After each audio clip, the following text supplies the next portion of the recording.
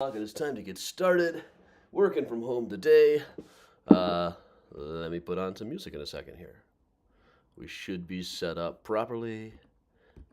There we go. All right.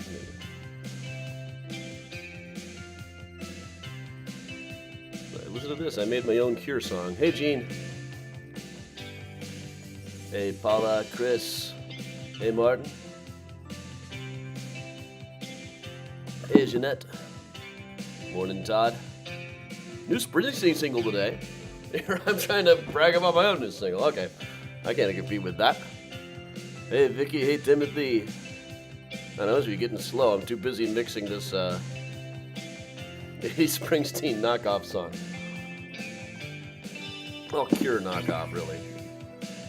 The con is tomorrow, but the weekend begins today. Today is a Rev MYSTERICON.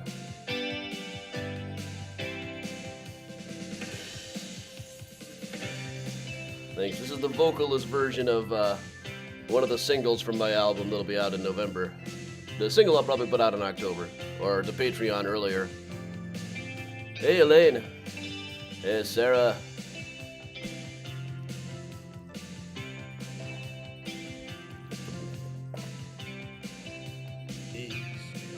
But you're sitting with someone.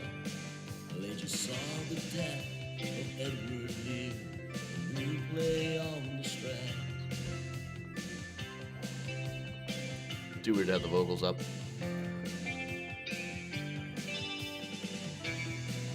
Thanks, Christine. And hey, I got to meet baby Julius yesterday. Hey, Miles. Uh-oh. Me and Priya have some chasing going on.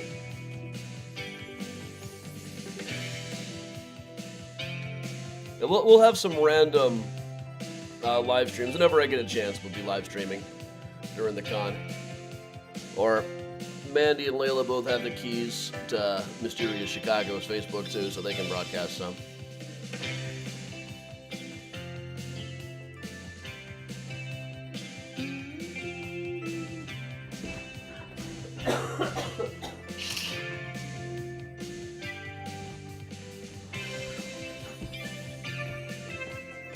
Good morning, everybody.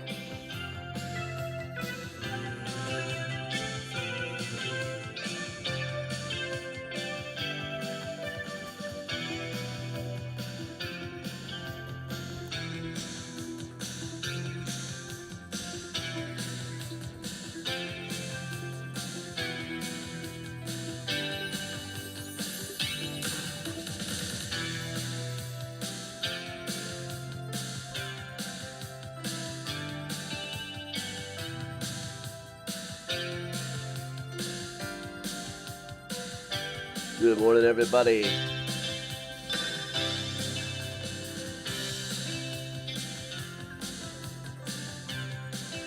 I'll post really quickly. I'll post the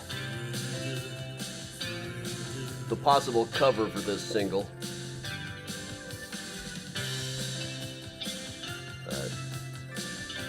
This is my band, The Limited Time.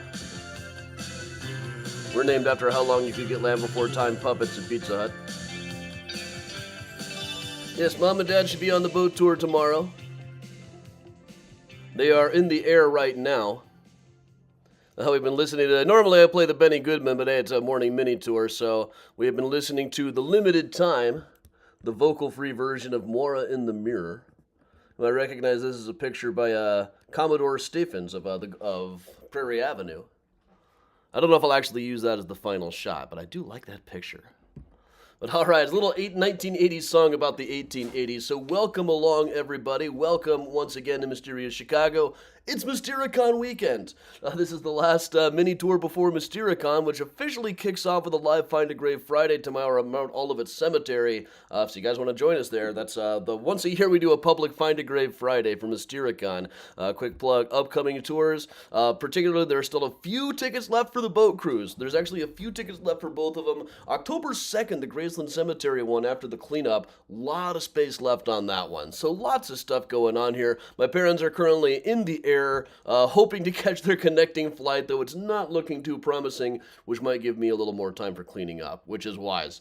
So welcome. Those of you new around here, I'm Adam Seltzer for Mysterious Chicago Tours. This weekend is a whole weekend full of tours at MYSTERICON. You can go to adamchicago.com. It'll tell you all about it. Today is one of the days when I'm working from home. Normally I'm out in the field filming stuff. Today I've got just too much going on with too many chores around here, as one does when one's parents are coming to town. So what we're going to do is I found somebody posted this great 1948 little 10-minute travelogue about Chicago, which I think includes a lot of the buildings that we're going to be seeing on the boat tours tomorrow. It's over, Miles. Priya has the high ground. But all right. So now that the cats have taken their show elsewhere, here's the 1948, and I'll kind of like comment along in Mystery Science Theater as we go. Here we go.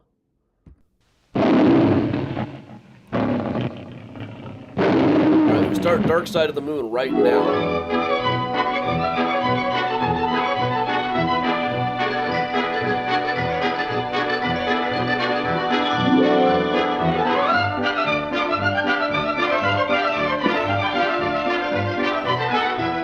James A. Fitzpatrick?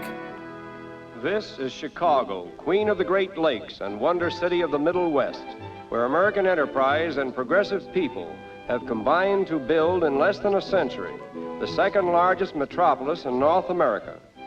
A panorama of its picturesque skyline fronting Michigan Avenue reveals that the city fathers built with an eye for practical stability as well as for beauty of design. We soon learned that Chicago is a city of superlatives, outstanding among which is the Stevens Hotel, the largest in the world, containing 3,000 rooms. Chicago's many fine hotels have been instrumental in making it one of America's foremost convention and tourist cities. There being over 150,000 rooms available within the metropolitan center and several thousand more in the suburban districts. Driving along Michigan Avenue, we passed the Chicago Public Library, containing over 800,000 volumes. And there before us, in all its white majesty, is the world-renowned Wrigley Building. 1920, Graham Anderson. Among the other architectural masterpieces of the city are the Shedd Aquarium, the Chicago Museum of Natural History, formerly known as the Field Museum, and Soldier Field Stadium, built in the classic tradition of ancient Greek and Roman architecture. A boat trip on the Chicago River reveals another thrilling view of the city's great skyscrapers, including the Chicago Tribune building, home of one of the world's leading newspapers, and the Wrigley Tower.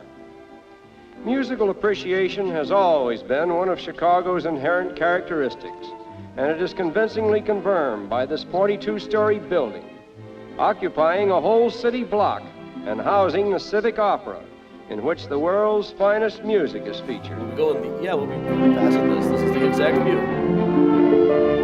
Only there's more behind it now. And now we come to another superlative, the Merchandise Mart, Oh, said to be the largest building of its kind on the face of this earth.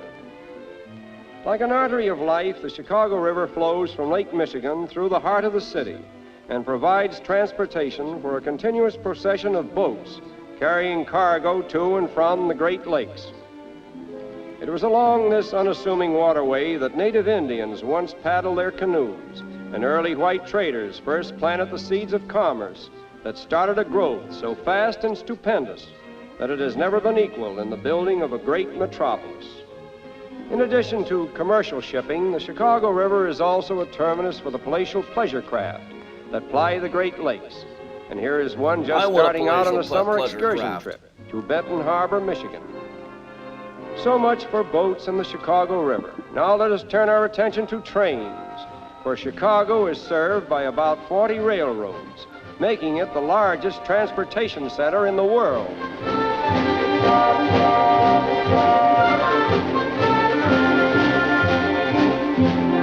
I'm not saying too much, so if you guys are saying you can't hear me, I'm just not saying that much.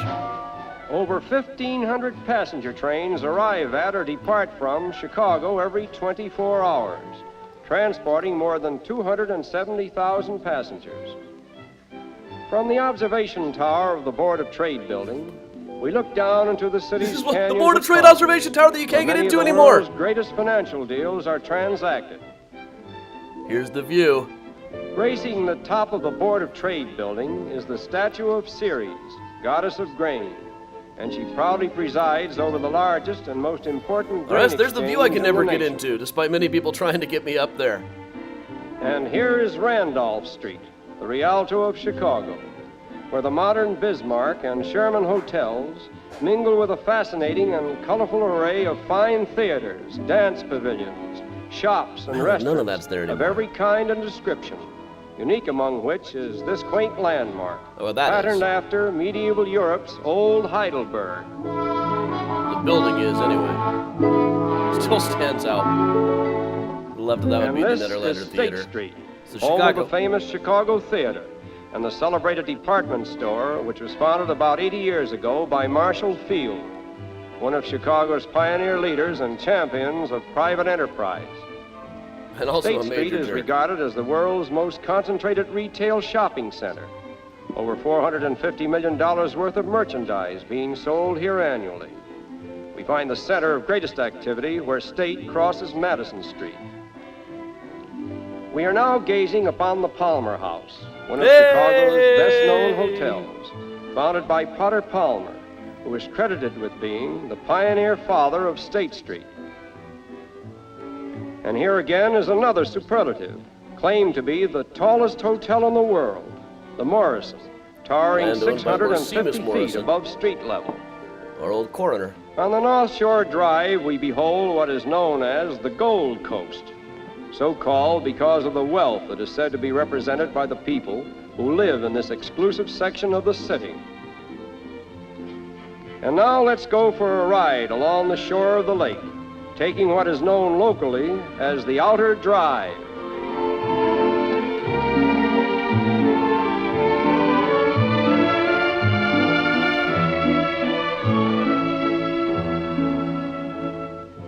At the northern terminus of the Outer Drive stands the renowned Edgewater Beach Hotel, an institution that has long associated itself with the traditions of Chicago hospitality. Back when there was a beach. On our this is like return after they trip expanded over the drive, it same was no longer drive, this we earth passed drive. through the Gold Coast section again, where the towering Palm Olive Building and the impressive Drake Hotel form a fitting background for an exclusive bathing beach. Vying with bathing as a popular diversion for the outdoor-loving people of Chicago is the sport of fishing, and this is a common sight all through the fishing season. The lake abounds with perch, herring, and lake trout, and the supply is replenished at yearly intervals. Everybody dressing up in Let their those sport of us who coats. once thought of Chicago as a landlocked metropolis on the parched prairies of the Middle West, far from the cooling breezes of the seven seas, gaze on this evidence to the contrary and realize that Lake Michigan provides Chicago with all the aquatic diversions of the ocean side, and at the same time acts as the air conditioner of the city itself. This modern apartment house forms an interesting contrast with an old landmark that was built at the turn of the last century by Potter Palmer, Oh, one of the the Potter pioneer Palmer merchants Castle. and builders of the city. A page from the past, when a man's home was really his castle. That wasn't long for this earth by this time. And now we come to what is River-colored Chicago's monstrosity most recorded revered Arthur Baker. landmark, the old water tower, one of the few constructions that survived the Great Fire of 1871, and a silent reminder of the indomitable spirit that built the Chicago of today. The old stone gateway to the stockyards is another landmark. That's still there. And through its portals now pass the buyers and sellers who trade in the world's largest cattle market. In Jackson Park stands the Fine Arts Building, a survivor of the famous Columbian Exposition, which was held in Chicago in 1893. This beautiful institution is now known as the Museum of Science and Industry. Chicago's Actually, it's called the proximity Fine to Arts Lake Building. Michigan has naturally made her citizens very boat conscious, and we find many harbors that provide haven for colorful pleasure craft. In one of the picturesque little yacht harbors of Jackson Park, among a variegated array of modern pleasure boats, there is another reminder of the world's Columbian Exposition. I want a And here whole it is, variegated an array of exact modern replica pleasure of the boats. Santa Maria, flagship of Oh. Christopher Columbus. That's one of the The Columbus ship statue of the replicas. Republic in Jackson Park is That the is now only just like sculptural an record island. left to That commemorate the lagoon. memory of the Columbian Exposition. Not far from here stands the famous Fountain of Time, sculptured by Taft. Laredo Taft and dedicated in 1922, considered to be the most elaborate and imaginative work of purely ideal sculpture ever executed in this country. Time goes, you say. Ah, no. Alas, time stays. We go. That thought, so well expressed by Austin Dobson, was the inspiration for this masterpiece. And now, in the hour of twilight before the internationally famous Buckingham Fountain, we gaze upon our concluding scene of Chicago. This beautiful creation is the gift of the late Catherine Buckingham, patron of the arts, who also provided for its maintenance in perpetuity. A fitting symbol of the magnanimous spirit that guides the great heart of Chicago, the beautiful. The Columbus ship was one of 3 Columbus replica ships that were made for the World's Fair. Eventually, Colonel Seelig used them in movies. They remained there for a long time. One was just docked by the Wooded Isle for years, and now it apparently just rotted away and is basically an island now. But all right, that's actually a very good 10-minute clip. There's a little bit of BS in there and a little bit of dated material, but still a lot of interesting stuff and a lot of buildings that are still there, a lot of stuff we are still going to see, a lot of stuff that I would still include today. So, I wonder how much he put aside for the maintenance of that fountain. I know, like the Getty tomb, they put aside $1,500 for the maintenance. Which is not going to cover too much. But all right, everybody, it is such a momentous weekend around here.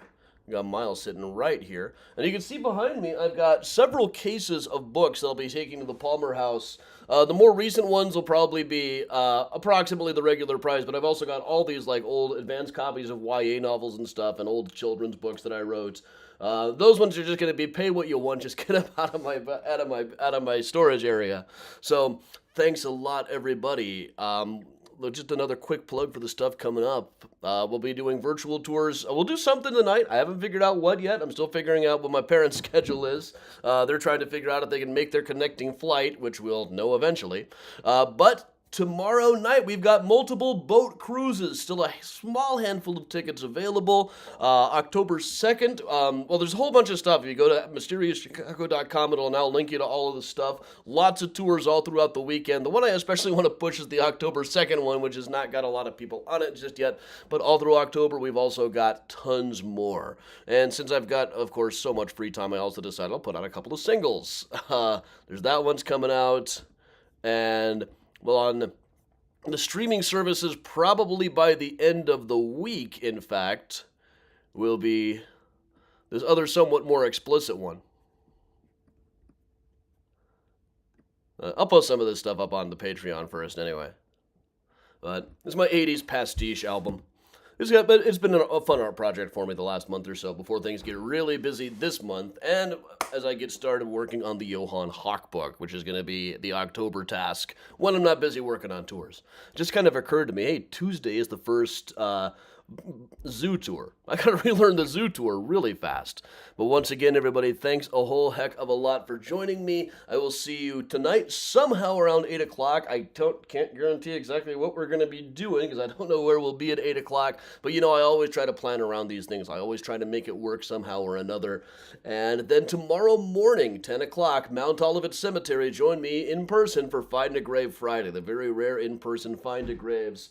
Gonna be a good one.